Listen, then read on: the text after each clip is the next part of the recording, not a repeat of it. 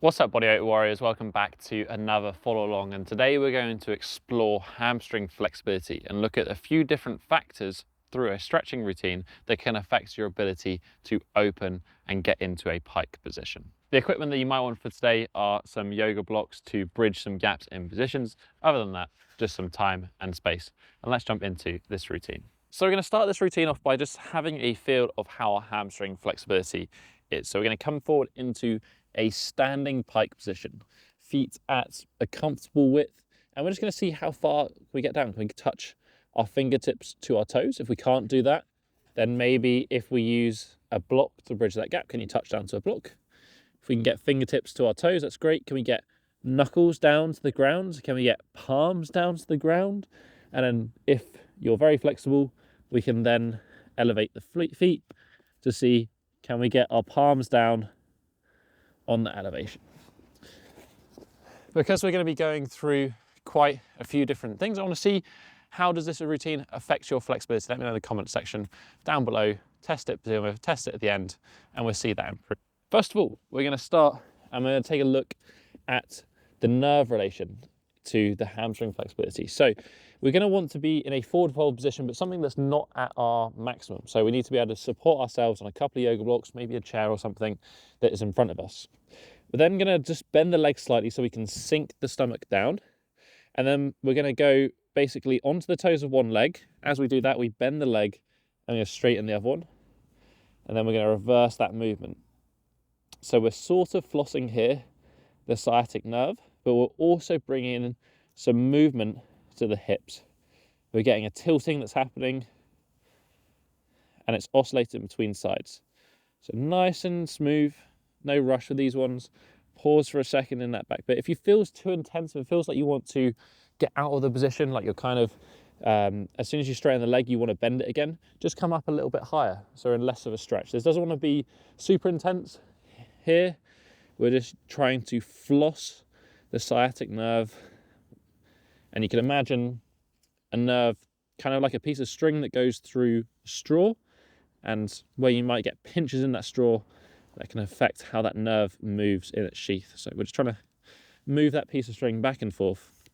So keep going just for another 10 seconds here. Perfect. Last one on each side. Pause for a second.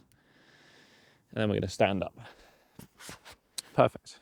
So this is just a nice way of initially loosening up some of that neural tension that can affect our range of motion. From here, we're going to basically understand the other function that the hamstrings do. Yes, it flexes the knee. It also helps to extend the hip, but most importantly, it's involved in this tilting of the pelvis. So we need to understand, rather than going into a hamstring stretch with a massively flexed spine, we need to understand how we can tilt the pelvis and get the most out of that stretch. So we're going to go into a stride stance here. So right leg forward, left leg back. Initially, we can have slight bend on this front leg. And then from here, keeping the back neutral, we're just going to feel like we're pushing the hips backwards. As we push the hips backwards, the torso is going to go forward. And then we're going to feel a stretch loading on the hamstrings. We're then just going to come up. And we're just going to move in and out of this position about 5 to 10 times. I'm not going to give you an exact number here. I want you to go into it and I want you to feel out that position and really think about trying to push those hips backwards.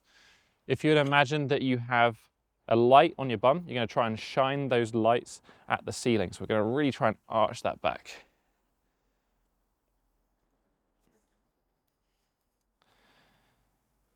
And try and sink that chest down.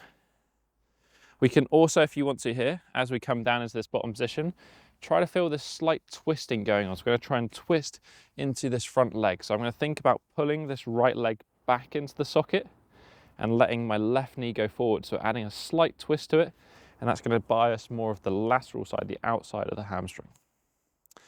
So another couple here, just pushing that hip back, keeping the sort of feeling like the chest is coming upright as we lower down. So we're keeping that neutral spine.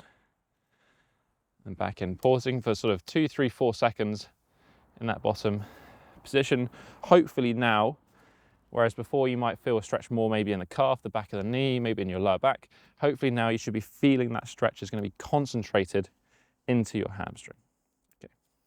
Let's swap sides. Let's take that left leg forward, right leg back. Exactly the same thing again. Start with a slightly bent knee so you can really focus on hinging the pelvis.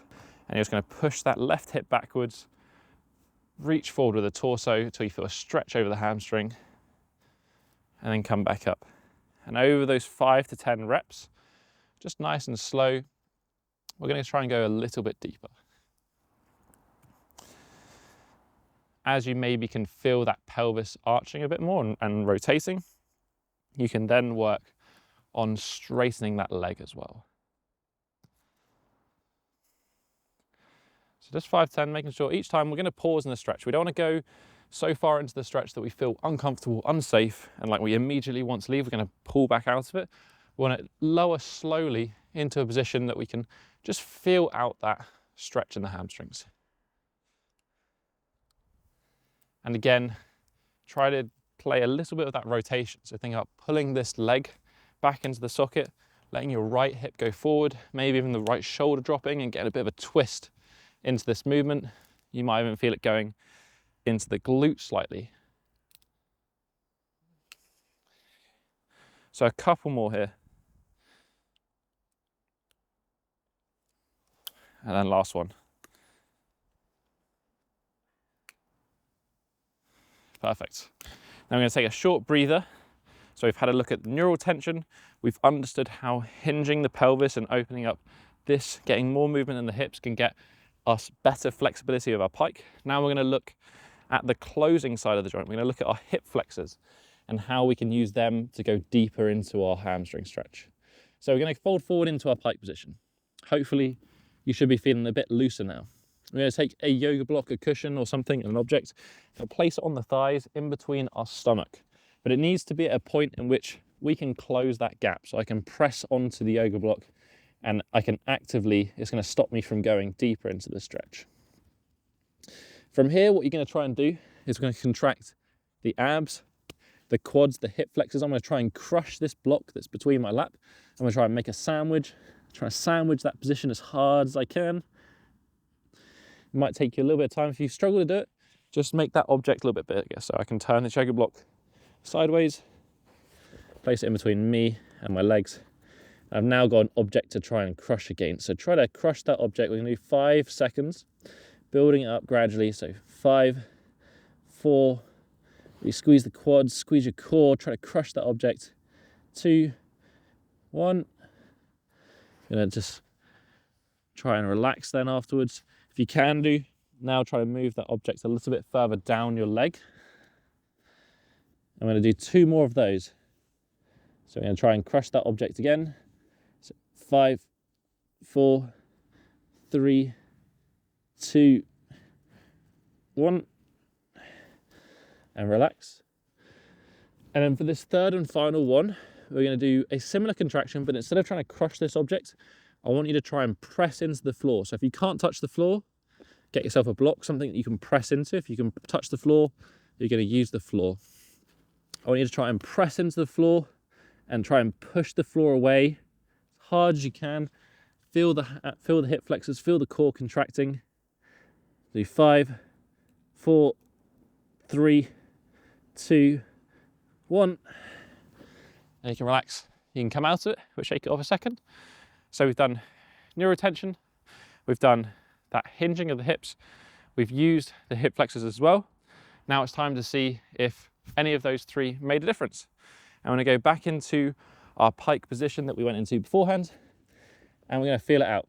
So if before, can you touch your toes? Can you get knuckles down? Can you get palms down? Can you elevate your feet and touch the floor? Measure and assess your hamstring flexibility. Again, was it better than before? Hopefully you should have seen an improvement, maybe a drastic improvement.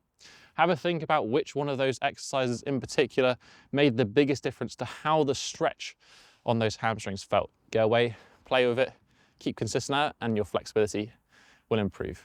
As always, if you enjoyed this one, hit that thumbs up button. I do appreciate it. You can also hit that subscribe button, and you can join the channel so you don't miss out on any future videos. Other than that, have a strong week. I'll catch you next one. Peace.